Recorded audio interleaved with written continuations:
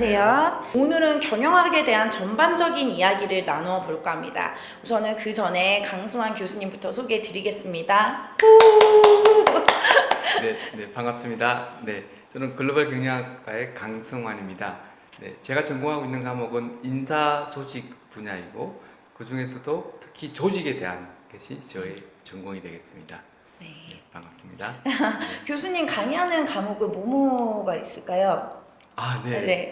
아주 좋은 질문입니다. 네. 네. 제가 2학년 1학기 과목, 전공 필수 과목인 조직행동이라는 과목이 네. 저희 강의 과목 중에 하나고, 그리고 이번 학기 같은 경우에 제가 4학년 과목으로 조직구조론이라는 과목을 강의하고 있습니다. 네, 그리고 다음 학기 2학기에는 지금까지 조성준 교수님이 잘 해오셨는데 리더십 롤이라는 과목을 리더십을 제가 또 강의할 예정이고, 그리고 글로벌 경영 연구라고 하는 과목을 또 강의할 예정입니다. 아, 그럼 교수님 전공 분야는 인사조직 파트시겠네요. 네, 그렇습니다. 얘기를 네, 들어보니. 그렇습니다. 바로 네. 그렇습니다. 네, 인사조직과 관련된 부분이고 네. 특히 조직과 관련된 부분을 네, 많이 특히 조직. 하고 있습니다. 네. 폭넓은 그 경영학의 세부 전공들에 대해서 설명을 드릴까 하는데요. 네, 어떠한 세부 전공들이 있는지 조금 설명 좀 부탁드려도 될까요? 아, 네. 네. 이제 진짜 본격적으로. 본론. 네. 경영학이 무엇인가 좀 비유를 들어서 본다면 경영학은 이 우산과 같습니다. 경영학은 엄브렐라 컨셉이라고 생각할 수 있습니다. 특정한 하나의 학문이 아니라 여러 가지 학문들이 큰 우산 아래 모여 있다라고 생각하면 되겠습니다. 예를 들면 5명 또는 6명의 우리 학생들이 하나의 큰 우산 아래 서로 옹기종기 모여 있다고 보시면 되는데, 이 큰 우산이 경영학이라는 학문의 이름이고 그 아래 각각의 세부 전공들이 존재하고 있습니다. 네. 그러면 이 세부 전공들을 어떻게 요령 있게 분류할 것인가를 생각해 보고, 제 개인적인 분류 기준은 수학을 기준으로 해서 한번 분류를 해봤습니다. 네. 설명을 돕기 위해서 지금 잠깐 슬라이드를 좀 보여드리겠습니다, 여러분. 네, 지금 올라갔습니다. 네, 설명해 주시면 됩니다. 지금 보고 계시는 이 슬라이드. 이 슬라이드에서 가장 오른쪽은 가장 수리적인, 수학적인 전공 분야이고, 가장 왼쪽으로 갈수록 다소 수학적이지 않은 수학의 성향이 조금 덜한 과목들이라고 볼 수 있겠습니다. 이것은 순전히 저희 개인적 경험에 따른 분류 기준이라고 볼 수 있겠습니다. 우리가 수학이라고 할 때는 사칙 연산, 더하기 빼기 곱하기 나누기는 수학이라고 하지 않죠. 그거는 저희가 산수라고 하는 게, 여기서 말한 수학은 사칙 연산을 벗어나는 더 고차원적인 내용을 다루는 것을 수학적이라는 표현을 쓰고, 사칙 연산 범위 안에 들어있는 것은 비수학적이다. 네. 적어도 수학은 아니다라고 얘기할 수 있겠습니다. 자, 그럼 하나씩 지금 얘기를 좀 나눠보겠습니다. 네. 가장 왼쪽에 있는 분류는 저희가 매니지먼트라고 하는 분야입니다. 네, 맞습니다. 교수님과 제가 속해 있는 매니지먼트 분야죠. 네. 네, 그렇습니다. 네. 매니지먼트의 학문 분야는 기본적으로 그 원천 학문이 심리학 그리고 사회학입니다. 심리학과 사회학에서 아까 말씀드린 성과라고 하는 그 필터를 통과해서 남은 그런 특수한 이론들을 기반으로 해서 성립이 되어 있는 게 매니지먼트라고 하는 분야입니다. 네. 그러면 매니지먼트에는 또 구체적으로 또 작은 세부 전공들이 있잖아요. 어떠한 세부 전공들이 있을까요? 네, 그렇죠. 좋은 질문이십니다. 네, 매니지먼트 세부 전공을 설명드리려면 매니지먼트의 두 가지 큰 흐름, 관심의 대상의 차이를 말씀드리는 게 좋겠네요. 네, 첫 번째는 미시라고 하는 분야가 있고, 두 번째는 거시라고 하는 분야가 있습니다. 미시는 영어로 마이크로죠? 마이크로죠? 네. 네, 맞습니다. 네, 제가 바로 마이크로의 연구자이고, 거시는 매크로입니다. 매크로죠. 그리고 제가 이제 매크로 쪽을 전공하고 있습니다. 네, 그렇습니다. 바로 미시는 연구의 대상이 사람입니다. 사람. 예, 그래서 모든 사람이라기보다는 조직 내에서 일하고 있는, 조직에 속해 있는 조직 구성원 개개인에 대한 것이 연구의 관심입니다. 그래서 조직 구성원의 행동, 조직 구성원의 심리, 조직 구성원의 어떤 열정이나 동기부여, 이러한 것들을 중점적으로 다루고 있는 것이 미시라고 하는 분야가 되겠습니다.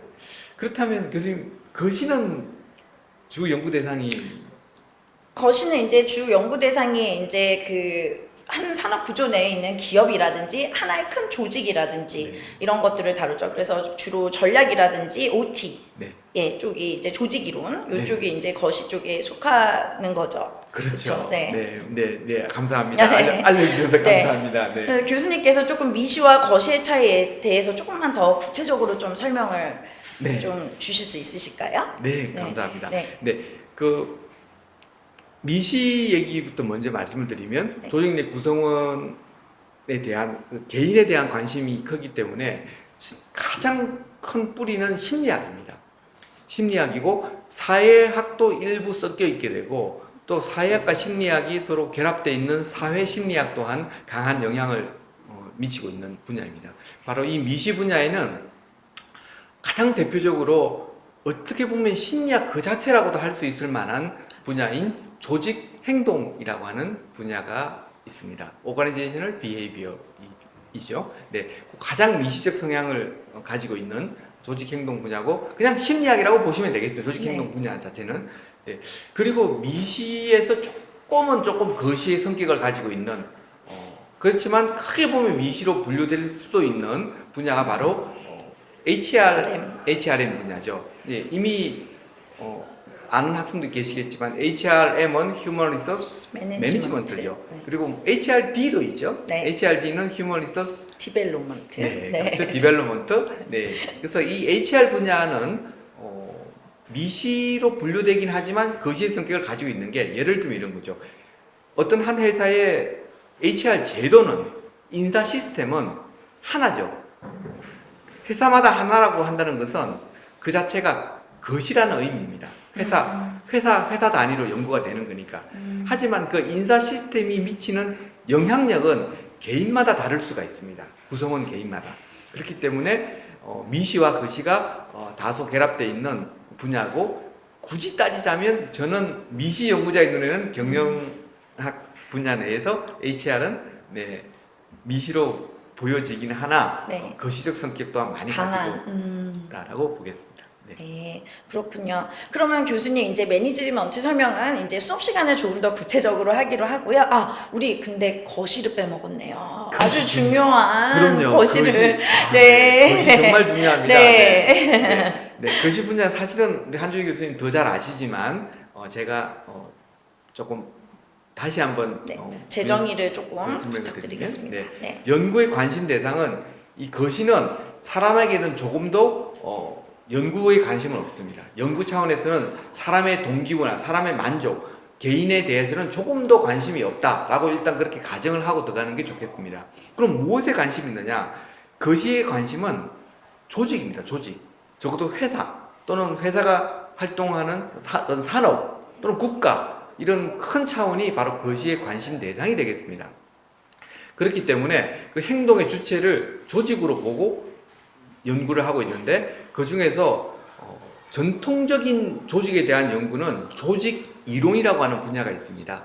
제가 강의하는 조직 구조론 또한 저는 조직 이론이라고 하는 그 틀에서 강의를 진행하고 있는데 이 조직 이론이라고 하는 분야는 조직은 왜 만들어졌고 어떻게 성장하고 어떻게 쇠퇴하고 어떻게 사멸하거나 다시 재성장하고 하는 그런 것들을 차가운 시선으로 냉담하게 관찰하고 이래서 조직은 흥하고 이래서 조직은 망하는 거다라고 하는 그런 차가운 시선을 가지고 아주 있는 그대로를 제시해주는 것이 조직 이론의 기본 관점이라고 볼 수 있겠습니다. 네. 반면 한 교수님께서 전략을 또 강의하시는 걸로 알고 있는데 전략은 조금 다르죠. 전략은 기본적으로 조직을 이롭게 하고자 하는 목적을 가지고 있는 학문 분야라고 할 수 있습니다. 네. 어떻게 하면 기업이 또는 조직이 경쟁 우위를 확보할 수 있는가에 대한 그런 연구에 많은 관심이 있습니다. 그렇기 때문에 전략은 특정한 목적성을 가지고 있습니다. 그 목적성은 조직을 잘 되게 하려고 하는 목적을 가지고 있는 것이 바로 전략이라고 할 수 있겠습니다. 그래서 과거의 조직 이론이라고 하는 분야에서 쭉 성장해 오다가 학문적으로 계속 조직 이론은 학문적으로 남아있고, 조직 이론 중에서 일부 1970년대 아마 차일더 교수님이 맞아요. CEO의 역할에 대한 얘기를 하시면서 70년대부터 분파가 생기면서 이제 조직을 이롭게 하려고 하는 목적으로 연구하는 조직 전략 경영이라고 하나요? 전략 경영이라고. 전략 경영? 네. 네, 전략 경영 분야가 이제 점점점 커지고 있고, 지금도 커지고 있는 분야이고, 조직 이론은 다소 학문적으로 여전히 또 강한 또 힘을 갖고 있는 분야라고 할 수 있겠습니다. 또 전략적은 저희 전공에 또 김한월 교수님이 계시죠. 그래서 김한월 교수님이 또 담당을 하시고 계십니다. 그렇죠. 네. 그렇기 때문에 기본 학문 분야는 학문의 원 출처라고 한다면 아마도 심리학보다는 조금 더 사회학 사회학 쪽에 쪽에 가깝죠. 네. 그렇죠. 네, 사회학 쪽에 훨씬 더 무게가 있는 것이 매크로고, 전략도 그렇고 조직 이론도 그렇습니다. 네. 네, 그러면은 이제 드디어 이제 두 번째 분과에 대해서, 두 번째 세부 전공에 대해서 좀 설명해 드리겠습니다.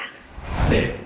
매니지먼트가 분야가 가장 좀 비수학적이고, 그 옆에 조금은 더 수학적인, 그러나 여전히 비수학적이라고 할 수 있는 분야가 또 마케팅 분야가 되겠습니다. 네, 마케팅은 우리가 쉽게 생각하는 어떤 마케팅 커뮤니케이션, 뭐 광고나 기타 소통과 관련된 마컴 분야가 있죠. 네, 그리고 또 다른 분야는 우리가 잘 생각은 못하지만 또 굉장히 중요한 분야가 프로덕트 매니저라고 하는 분야가 있습니다. 프로덕트 매니저, 제품 관리자, 어떤 특정 제품에 대한 오너십을 가지고 모든 것을 주관하는 책무를 갖고 있는 프로덕트 매니저가 있고, 또 브랜드 매니저라는 이름으로 또 존재하기도 합니다. 어떤 특정 브랜드에 대한 책임을 지고 있는 이 사람은 올라운드 플레이어입니다. 뭐 제조 공장장한테 이거 어떤 스펙으로 제조하세요라고 제조 스펙도 알려드리고, 가격도 정하고, 유통 경로는 어떤 경로로 간다, 광고하는 쪽에는 광고를 이렇게 내주세요, 이런 걸 이제 지시라기보다 코디네이션을 하는 책무를 맡은 분들이 브랜드 매니저 또는 프로덕트 매니저 분들이라고 하는 그 분야가 있죠. 그 분야는 마컴 스페셜리스트와는 조금 다른 스페셜리스트라고 볼 수 있겠습니다. 네, 그리고 또 퀀트라고 하는 분야가 있는데, 마케팅의 퀀트라는 분야는 프로그램을 짜서 이 프로그램에 수많은 데이터를 집어넣고 한 일주일 정도 컴퓨터를 돌립니다. 그리고서 어떤 결과가 나오게 되고, 그 결과를 보고하는 그런 퀀트라고 하는 굉장히 강한 계량 마케팅이라는 분야도 존재하고, 또 매니지먼트하고 좀 다소 연결되어 있는 컨슈머 비헤이비어라고 하는 분야도 있습니다. 소비자의 행동, 소비자의 의사결정, 소비자의 행동은 그 소비자의 구매 의사결정과 관련되어 있는데, 거기 소비자의 심리와 구매 행동에 미치는 영향, 이러한 것들을 연구하는 다소 심리적인 부분에 성향이 강한 컨슈머 비헤이비어라고 하는 분야도 존재하고 있는 걸로 알고 있습니다. 이 분야는 제 분야가 아니어서 사실은 마케팅 전공 교수님들께서 훨씬 더 잘 설명해 줄 수 있겠죠. 그리고 경영학 입문 시간에도 마지막 시간대쯤에 유진영 교수님께서 지금 말씀 주신 뭐 마케팅의 개념이라든지, 그다음에 교수님께서 말씀해 주신 부분 중에 4P 전략이라고 있습니다. 그래서 그런 부분에 대해서 조금 구체적으로 공부를 해 보겠습니다. 네, 그러면 그 다음에 또 교수님 세부 전공은 또 무엇이 있을까요?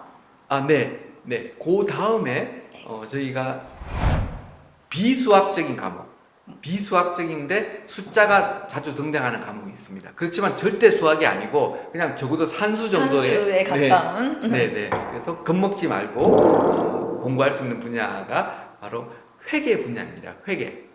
회계는 숫자로 가득 채워져 있지만 사실은 수학하고는 전혀 관계가 없던 학문 분야이고, 오히려 랭귀지와 관계 있는 분야입니다. 만약 본인이 영어나 국어나 언어를 잘한다면 회계도 굉장히 잘하게 될 가능성이 높은 분야입니다.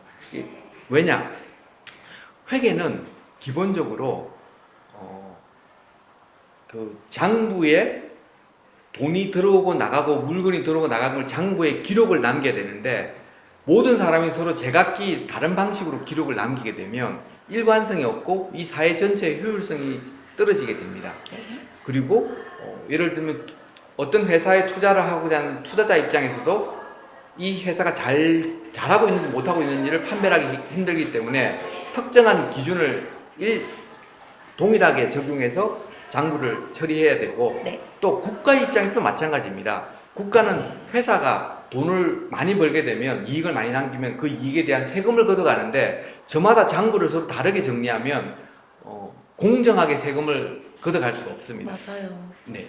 그래서 동일한 기준으로 장부를 정리하게 만든 다음에 그 많은 이익에 따라서 세금을 더 많이 걷어갈 수 있게 되기 때문에, 이 회계 처리를 잘못하면 이것은 거대한 범죄고 국가가 나서서 그 기업가 대표자와 개인을 처벌하게 되어 있습니다. 그래서 회계는 꼭 반드시 정해진 규정대로 기록을 해야 되는 것입니다. 자, 그렇다면 지금 제가 들고 있는 이 볼펜 하나를 제가 회사가 구매를 했을 때 이 볼펜 한 자루를 샀다라고 회계장부에 기록을 해야 되는데, 회사 입장에서는 돈은 나간 거고 볼펜은 들어온 겁니다. 바로 그래서 나간 돈과 들어온 볼펜을 적정하게 왼쪽 오른쪽 나누어서 이렇게 기록에 남겨야 되는 것이죠. 바로 그래서 어떻게 기록에 남길 것인가는 그 기록에 남기는 방법을 전 세계가 똑같은 기록 방법을 가지고 있습니다. 전 세계가. 네. 전 세계가 똑같은 방법을 가지고 있고, 그리고 국가마다 조금씩 다른데 적어도 한국은 동일한 기준을 갖고 있고 미국도 동일한 기준을 갖고 있습니다. 이 미국과 한국의 회계 처리 방법은 95%는 같고 한 5% 정도는 각 국가마다 다르다고 할 수 있겠죠. 네, 그렇기 때문에 한국에 일하는 기업들은 적어도 한국의 회계 처리 원칙을 반드시 준수해야 된다는 거죠. 기록을 그렇게 돈이 나가고 돈이 들어오고 물건이 들어오고 물건이 나가고 하는 것을 정확하게 기록을 남겨야 되는 거죠. 그래서 그 과목은 아마 회계 원리라고 하는 기본 중의 기본이 되는 것이죠. 기본적으로 기본 원장이 있어서 들어오고 나간 거를 일단 무조건 뭐 쉽게 기록해 놓은 다음에 나중에 다 모아서 그 재무제표라고 하는 여러 가지 제표 딱 정해진 포맷으로 정리하는 그런 보고서들이 나오겠네요. 기업 입장에서는. 네, 그렇죠. 네, 기업 입장에서는 이제 그런 최종 보고서가 나오게 되고, 네, 그 최종 보고서를 외부인들이 보게 되면, 이런 회사가 이렇게 잘 운영이 되고 있구나를 알 수 있게 되는 것이죠. 바로 그런 기본 원리를 가르치는 게 회계 원리 과목이죠. 네, 그리고 조금 더 심화된 중급 회계도 있을 수 있고, 네, 또 회사 같으면 제조업을 중심으로 하는 회사들은 또 원가가 굉장히 중요합니다. 원가를 관리하는 게. 왜냐하면 뭘 하나를 만들기 위해서 무수히 많은 원재료가 섞이기 때문에 공정도 다양하기 때문에 원가가 굉장히 중요하기 때문에 원가 회계라고 하는 그 특화된 분야도 있죠. 그리고 아까 제가 얘기한 국가가 세금과 관련해서 또 세무회계라고 하는 분야도 존재하고 있습니다. 그래서 각각의 심화된 회계 단계가 있고, 그래서 가장 기본은 회계 원리, 그 위에 중급 회계, 그 다음에 각각 심화된 그 단계들이 놓여 있다고 볼 수 있겠습니다. 그래서 이 회계는 숫자가 있음에도 불구하고 비수학 체계로 교수님께서 분류를 하신 거군요. 네, 그렇습니다. 네. 그래서 본인이 수학적인 적성, 수리적인 적성이 다소 떨어진다 하더라도 이 회계 원리는 좋은 결과를 낼 수 있습니다. 왜냐하면 회계 원리는 수학이 아니라 숫자의 모양을 하고 있는 언어입니다. 그래서 알파벳 대신에 숫자가 쓰여 있을 뿐이고 가나다 대신에 숫자가 쓰여 있을 뿐이지 이것은 언어입니다. 제가 대학생 때 회계 원리가 수학인 줄 알고 너무 고민을 하고 힘들었는데, 회계 원리는 암기 과목입니다. 그냥 외우면 됩니다. 외우면 좋은 성적 나옵니다. 네. 제가 과거에 저는 굉장히 좀 시리어스한 좀 심각한 학생이었기 때문에 회계 원리에 이 차변 대변 왼쪽 오른쪽을 부르는 이름이 있습니다. 그래서 왜 이건 차변이라고 이름을 붙였고 이건 왜 대변이라고 이름을 붙였을까? 의미를 고민했군요, 교수님. 그렇습니다. 그러다 보니 저의 회계 원리 성적은 이미 여러분 예상하시는 바와 같습니다. 이건 의미를 고민하면 안 됩니다. 네, 이게 왜 차변이라고 이름을 붙였을까? 이걸 왜 대변이라고 그 의미를 찾는 스타일의 학생이었는데 그런 접근 방법은 좋은 전략적 접근은 아니었던 것 같습니다. 어떤 규정인 거죠. 어떻게 보면은. 그렇죠. 네, 정확하게 지적하셨고 바로 그렇기 때문에 의미를 찾기보다는 외워서 암기로 대응해야 되고 나중에 알고 보니까 제가 외국계 기업 CFO로부터 회계 원리에 대한 강의를 다시 들은 적이 있는데 놀랍게도 원리가 있었습니다. 요 안에 거대한 원리가 있고 거대한 스토리가 있었습니다. 나름의 체계가 있었습니다. 그런데 공부 분량이 많지 않은 학부생 입장에서 그걸 찾으려고 노력하다 보니 제풀에 지쳐서 포기하게 되는 그런 불상사가 있었던 것 같습니다. 그래서 회계 원리에 절대 포기하지 마시고 이 과목은 언어 과목이다, 암기 과목이다 생각하시고 적극적으로 임해주셔서 회계 원리 잘 아셔야 됩니다. 회계를 잘 아셔야지 나중에 회사에서도 또 승진하셔서도 또 훌륭한 관리자로 성장해 나갈 수 있을 거라고 생각합니다. 네, 교수님 이제 드디어 우리 이제 수학적 체계에 있는 세부 전공에 대해서 공부를 해볼까 합니다. 그래서 그 수학 체계에 있는 세부 전공은 무엇이 있을까요? 네, 이제 드디어 수학적 성격을 가지고 있는 학문 분야인 재무관리 분야를 잠깐 소개해야 되겠습니다. 네. 물론 이제 각 분야 재무관리 전공 교수님들이 훨씬 더 잘 설명하시겠지만 재무관리는 이르러서는 드디어는 산수의 영역을 벗어나는 과목입니다.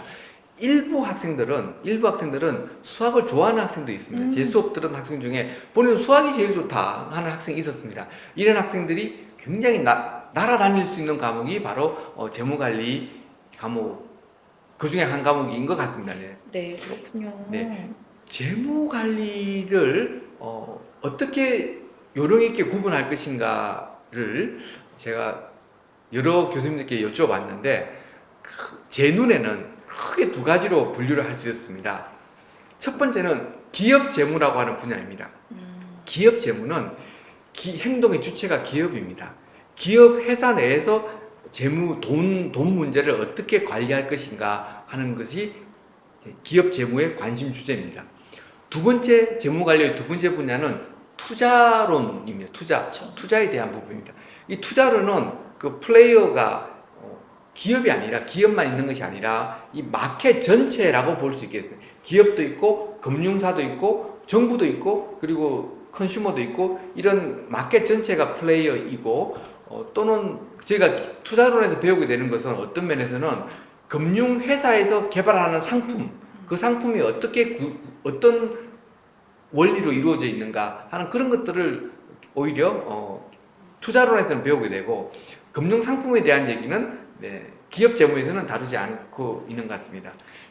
네. 그리고 요약을 하자면 재무에서는 어떻게 자금을 획득하고 어떻게 그 자금을 투자하고 운용할 것인가에 대한 의사결정을 하는 그런 과목이겠네요. 네, 그렇습니다. 네, 사실은 어제 제 재무관리 교수님께 이 재무관리의 중요한 주제가 뭡니까라고 여쭤봤는데 한 교수님께서 세 가지 빅 퀘스천이 있다라고 얘기를 해주셨습니다. 그 세 가지 빅 퀘스천에 대해서는 그분께서 더 자세하게 말씀해 주실 거라고 생각하고 일단 제가 느끼기에는 말씀하신 돈을 어떻게 획득할 것인가, 차입을 할 것인가, 아니면 주식을 더 발행해서 돈을 더 자금을 획득할 것인가 하는 그런 자금의 획득에 대한 부분이 있고 또 자금을 어떻게 쓸 것인가에 대한 부분도 있고 또 굉장히 중요한 관점이 재무관리는 미래에 일어날 일을 예측을 해서 현재 가치로 환산하는 것이 또 필요합니다. 똑같은 100만 원이라도 지금의 100만 원과 100년 뒤에 100만 원은 그 가치가 다르다는 거죠. 그렇죠. 그렇기 때문에 100년 뒤에 100만 원을 벌 거라고 생각한다면 지금 현재 그 돈이 얼마인가를 맞아요. 계산해야 되고 지금 100만 원을 투자한다면 100년 뒤에는 예를 들면 100만 원보다 훨씬 많은 돈을 벌어야 올바른 투자가 될 수 있겠죠. 그래서 그 시간의 흐름을 다 고려해서 현재 가치로 환산하는 그런 과정이 재무에서는 아주 중요한 과정인 것 같습니다. 네. 그래서 재무관리는 아주 근본적인 측면이 있는데 그 원천 학문은 뭘까요? 재무에서 원천학문? 재무관리의 원천 학문. 저는 여기에서 지금 힌트를 봤습니다. 그리고 PPT에 여러분들 찾아보시면 힌트가 있는데 바로 경제학 아닐까요? 맞습니다. 네, 아주 정확한 지적이십니다. 네, 바로 경제학은 재무관리의 가장 원천이고 큰 형님이고 작은 동생이 바로 재무관리라고도 볼 수 있습니다. 역사적으로 볼 때 나이로 보면 그렇습니다. 근데 경제학의 특정 분야가 경영학으로 넘어와서 재무관리를 이루고 있기 때문에 실제로 재무관리 교수님들의 구성 비율을 보게 되면 경영학 박사분도 계시지만 경제학 박사분도 경영학으로 와서 재무관리 교수님이 되십니다. 이제 이걸 보시면 아시겠듯이 경제와 경영은 아주 밀접한 관계를 가지고 있습니다. 그런데 반대로 경영학 박사가 재무관리를 전공한 경영학 박사가 경제학과로 가서 교수를 하시는 분은 아직까지는 본 적이 없습니다. 네. 그래서 제가 큰 형이고 작은 동생이고 하는 그런 또 한 단면의 모습이 또 있는 것 같습니다. 아, 그런 이유로 그러셨군요. 이제 드디어 마지막 과목에 대해서 설명을 드리겠습니다. 교수님, 그 마지막 수학책의 끝에는 어떤 과목이 있습니까? 네. 가장 수학의 끝판왕. 네. 이 과목을 대할 때는 그냥 여러분이 마음을 내려놓고 그냥 수학이다라고 생각하시고 하셔야 좋은 성적을 받을 수 있는 그런 과목이 있습니다. 제가 한 덩어리로 묶었습니다만은 MIS 그리고 생산 그리고 OR 오퍼레이셔널 리서치라고 하는 분야, 요건 요즘 경영과학이라는 이름으로 불리워지고 있는데, 네, 그걸 한 덩어리로 묶었지만 가장 수학적 특성이 강한 것은 이제 OR 쪽이 되겠죠. 오퍼레이셔널 리서치 쪽은 그냥 그 자체가 수학입니다. 제가 알고 있는 경영과학 전공 교수님 중에 일부분은 수학 전공 박사 학위자가 와서 하시기도 하고, 또 산업공학 전공하시는 분들도 오시기도 하고, 공대에서 교수로 오시기도 하고, 왜냐하면 워낙 수학입니다. 그냥 수학이라고 보시면 되겠습니다.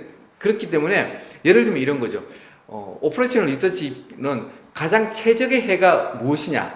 예를 들면 물류를 택배를 보내야 되겠는데 택배를 어떤 경로로 보내면 가장 휘발유를 적게 쓰고 단시간에, 그리고 기사도 적게 쓰고 트럭도 적게 고용하고 다 모든 걸 완료해내, 그 경로를, 최적의 경로, 유일한 단 하나의 최적의 경로, 그 경로를 찾아내는 것이 바로 OR의 주제 중에 하나이겠죠. 네.